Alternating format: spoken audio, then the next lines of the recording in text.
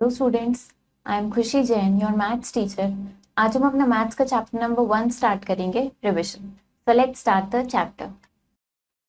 Revision. Right the following numbers in figures. तो अब यहाँ पे हमें कुछ नंबर्स गिवन है, उन्हें हमें फिगर में लिखना है। 8507।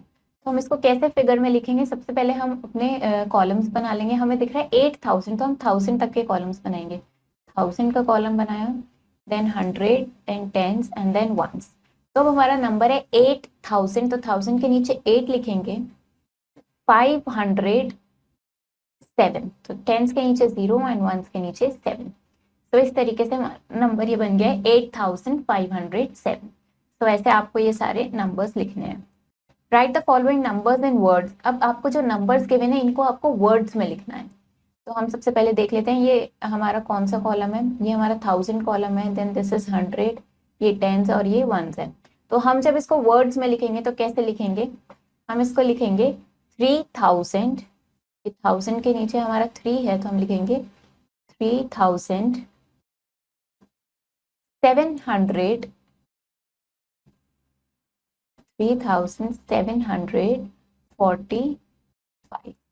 सो इस तरीके से हम इन नंबर्स को वर्ड्स में लिखेंगे।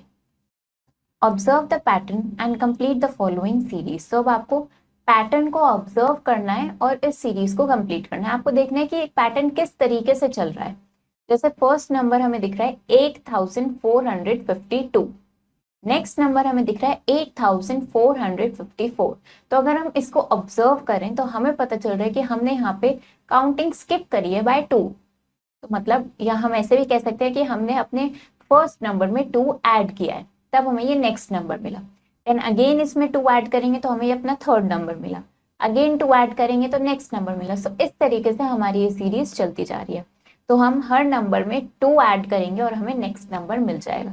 तो 8460 में जब हम 2 ऐड करेंगे तो हमें मिल जाएगा 8462। नेक्स्ट हम फिर से 2 ऐड करेंगे तो मिलेगा 8464 and 8466 एंड देन 8468।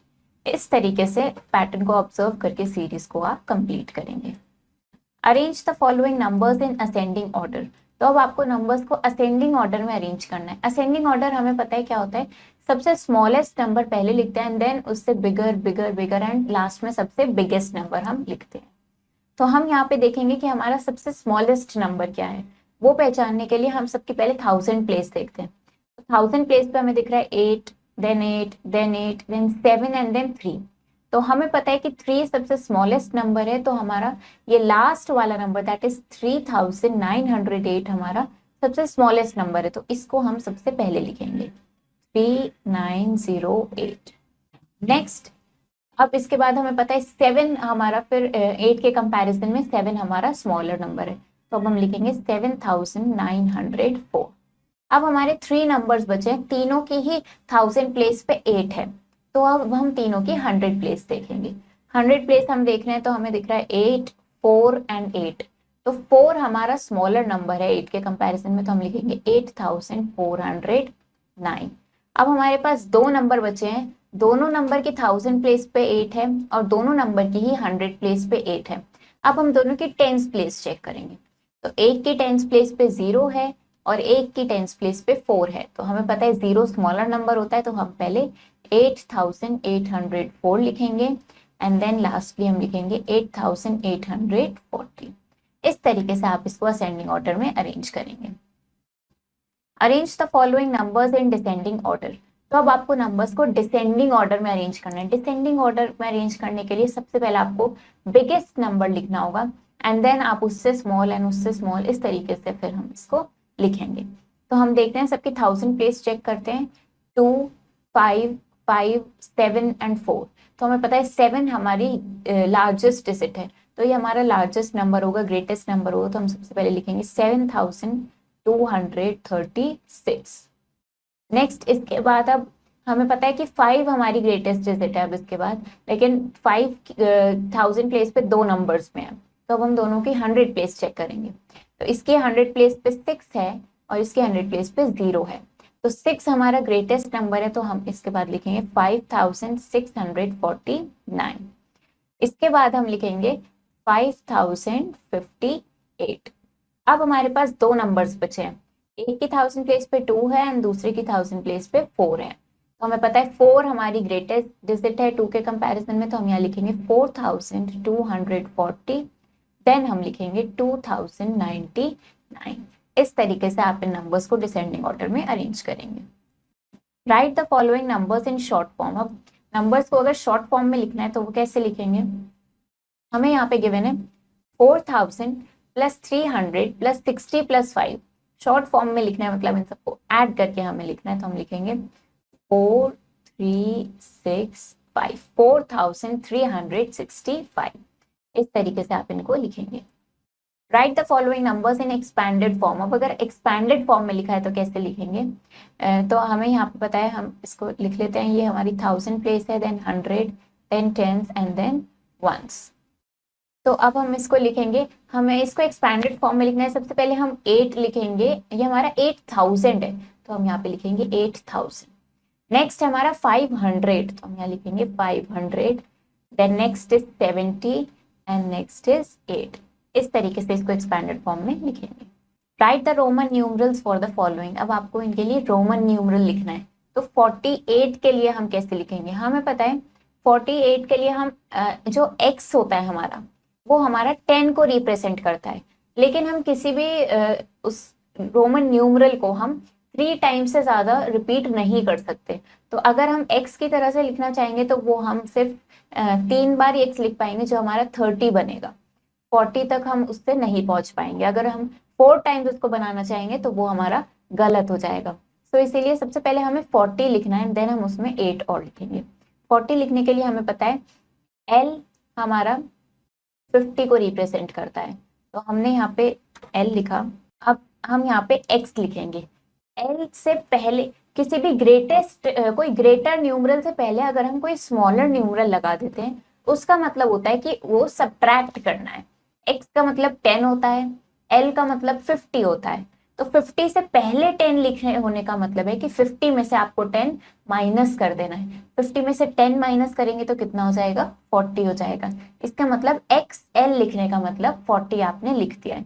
अब आपको इसमें 8 और लिखना है, तो 8 और इसमें ऐड करने के लिए हम पहले यहाँ पे V लिखेंगे, जिसका मतलब होता है 5, देन 6, 7, 8। तो ये हमारा बन गया है 48।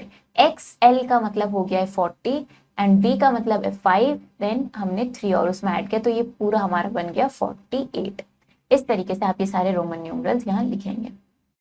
Put the science between the following numbers. तो अब आपको नंबर्स को कंपेयर करना है और बताना है कि यहाँ पे ग्रेटर देन का साइन आएगा या फिर लेस देन का साइन आएगा इन नंबर्स के बीच में। तो हम देखते हैं, पहले 1000 प्लेस देखते हैं, तो दोनों की 1000 प्लेस पे 6 हमें दिख रहा है। तो अब हम दोनों की 100 प्लेस देखते हैं। इसकी 100 प्लेस पे हमें 2 दिख रहा है, इसकी 100 प्लेस पे हमें 6 दिख रहा है। तो कौन सा बिगर नंबर है, 6 हमारा बिगर नंबर है। तो हम यहाँ पे ये साइन यहाँ पे पुट कर देंगे। इस तरीके से आपको साइंस यहाँ पुट करने हैं। Right the place value of the colour digits in the following numbers. तो अब यहाँ आपको इतने सारे नंबर्स गिवन है और हर नंबर में कोई ना कोई डिजिट कलर्ड गिवन है, तो आपको उस कलर्ड डिजिट की यहाँ पे प्लेस वैल्यू लिखनी है। जैसे यहाँ पे हमें दिख रहा है 8 हमारी कलर्ड डिजिट है, तो इसकी प्लेस वैल्यू क्या होगी, ये हमारा है, ये 1000 प्लेस है, देन ये 100 है, ये 10 है एंड ये 1 है। तो ये हमारा है 800 प्लेस पे है, तो इसकी प्लेस वैल्यू होगी 800। तो इस तरीके से आप इनकी प्लेस वैल्यूज लिखेंगे। Add the following. अब आपको इन नंबर्स को ऐड करना है। ये सारे नंबर्स आपको कॉलम में ऑलरेडी अरेंज हुए गिवन है, अब आपको इनको ऐड करना है।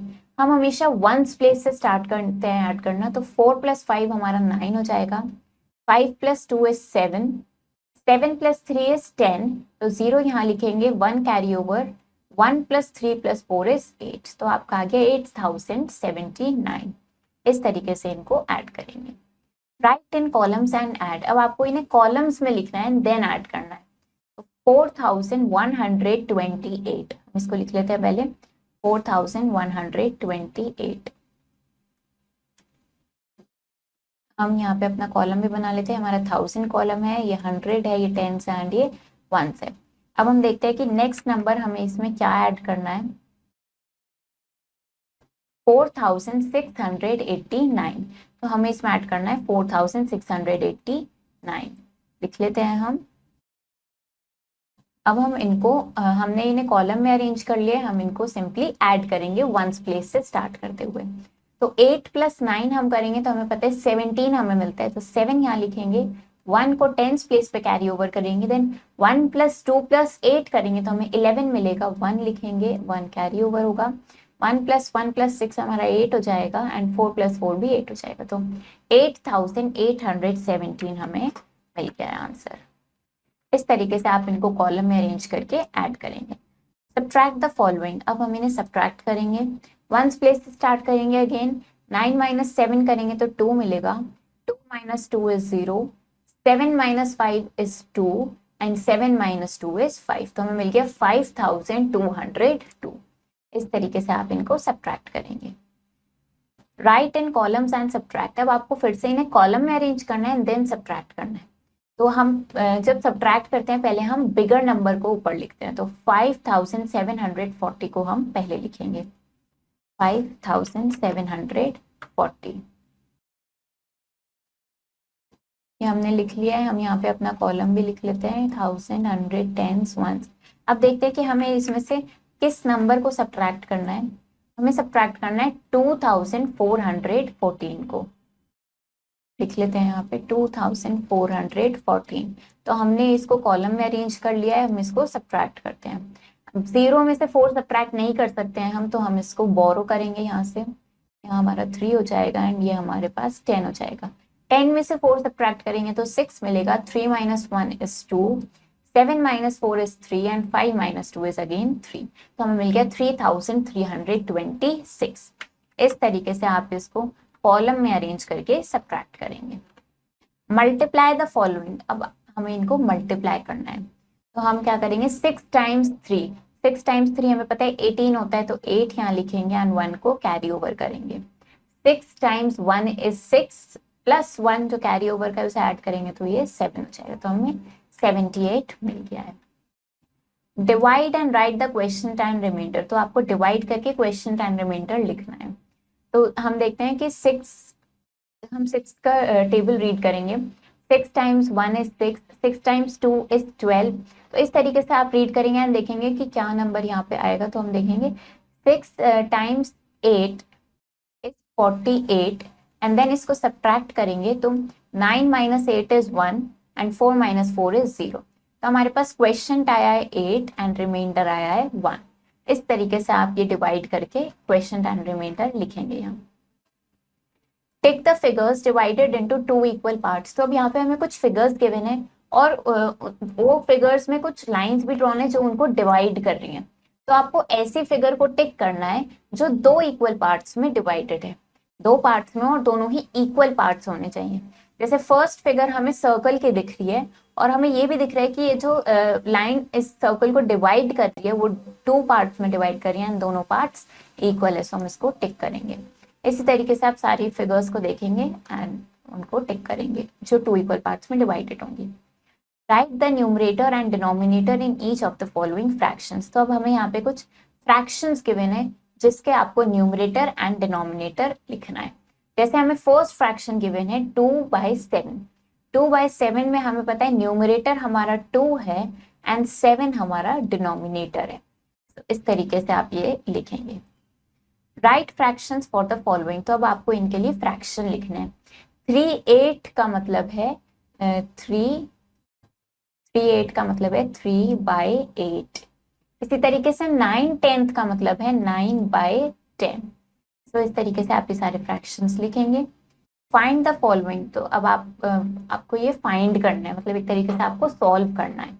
1/2 ऑफ 12, तो 1/2 ऑफ 12 का क्या मतलब होता है, 1/2 ऑफ मतलब मल्टीप्लाई 12। तो जब हम 1/2 ऑफ 12 करते हैं मतलब कि 12 डिवाइडेड बाय 2 करेंगे, 12 का हाफ हम करेंगे, तो हमें क्या मिलेगा 6। इस तरीके से हम ये करेंगे। Convert the units of the following measurement, तो आपको इन यूनिट्स को कन्वर्ट करना है। जैसे हमें 37 मीटर दिया है पहले, इसे हमें सेंटीमीटर में कन्वर्ट करना है। देखते हैं हम इसको कैसे करते हैं। 37 मीटर को सेंटीमीटर में कन्वर्ट करेंगे। हमें पता है 1 मीटर इक्वल्स टू 100 सेंटीमीटर होता है। तो अगर हमें 37 मीटर को सेंटीमीटर में कन्वर्ट करना है तो हम 37 इंटू 100 कर देंगे। 37 इंटू 100 करेंगे तो हमें मिलेगा 3700 सेंटीमीटर। तो ये हमारा सेंटीमीटर में कन्वर्ट हो गया है। इस तरीके से ये सारे कन्वर्शंस करेंगे आप। Fill in the blanks. अब हमें यहाँ पे कुछ ब्लैंक्स फिल करने हैं। There are dash days in February.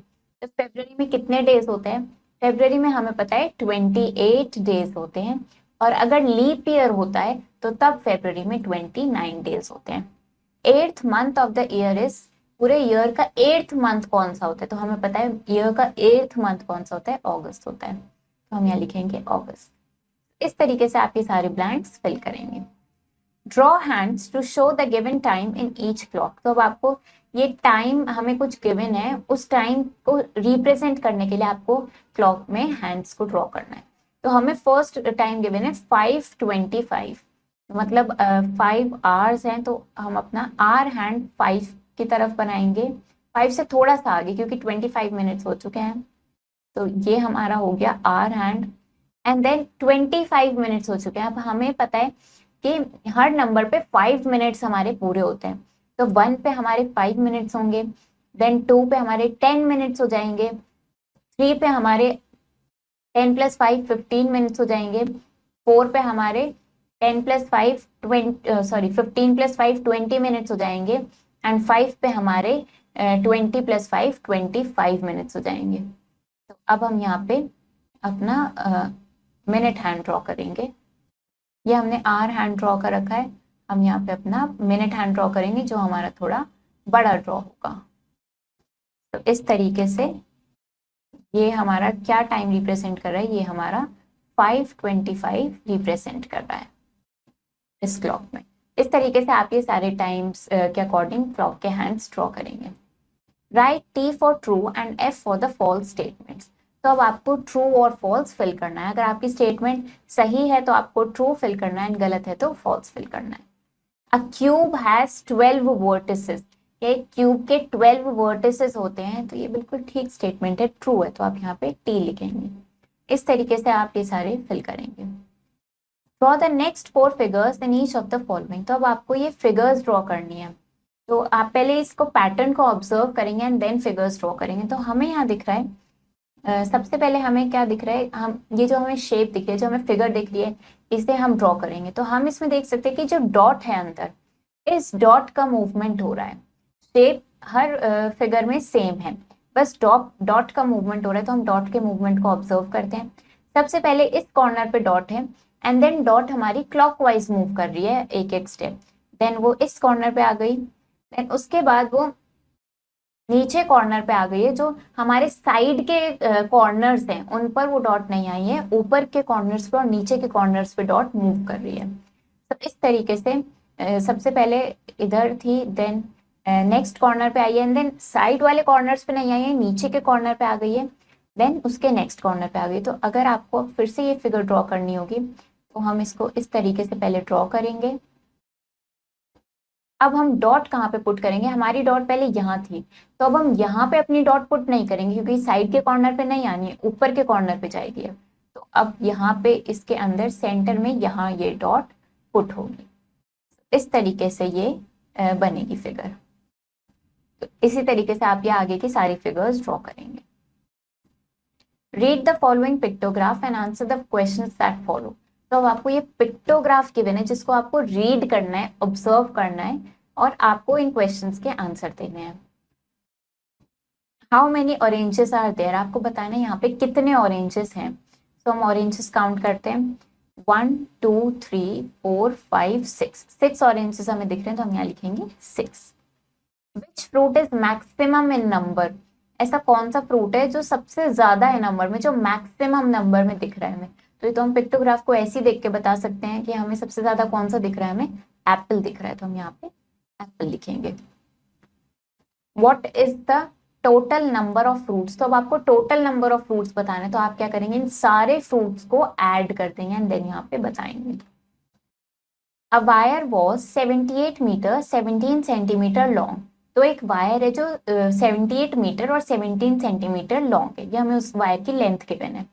Out of it 36 metre 50 centimetre was use for fencing.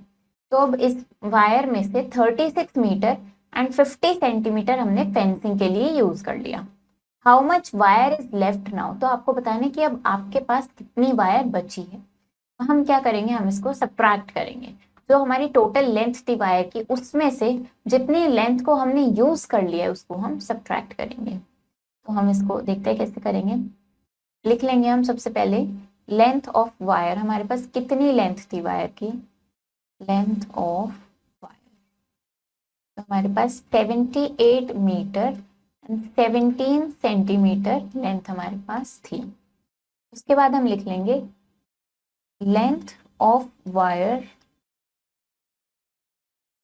Used for fencing. Fencing के लिए हमने वायर की कितनी लेंथ को यूज कर लिया, देखते हैं हमने कितनी लेंथ यूज की थी फेंसिंग के लिए। तो हमने 36 मीटर 50 सेंटीमीटर यूज करी है फेंसिंग के लिए। 36 मीटर 50 सेंटीमीटर। तो हम इसको सब्ट्रैक्ट करेंगे। अब क्या निकालने के लिए सब्ट्रैक्ट करेंगे, लेंथ ऑफ वायर लेफ्ट, कि अब कितनी वायर हमारे पास बची है। इसको हम सब्ट्रैक्ट कर लेते हैं। सेंटीमीटर के कॉलम से शुरू करेंगे तो 7 माइनस 0 इज 7।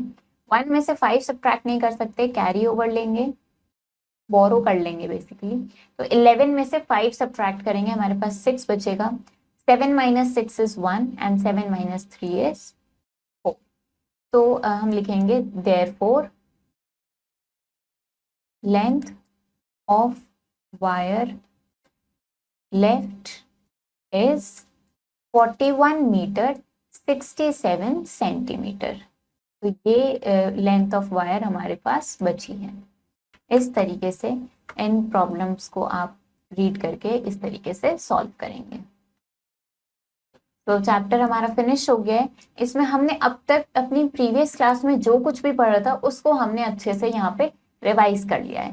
तो आई होप आपको ये समझ आएगा। आप इसको अच्छे से प्रैक्टिस करो, इसके क्वेश्चंस ट्राई करो। हम मिलेंगे नेक्स्ट वीडियो में। Thank you and have a nice day.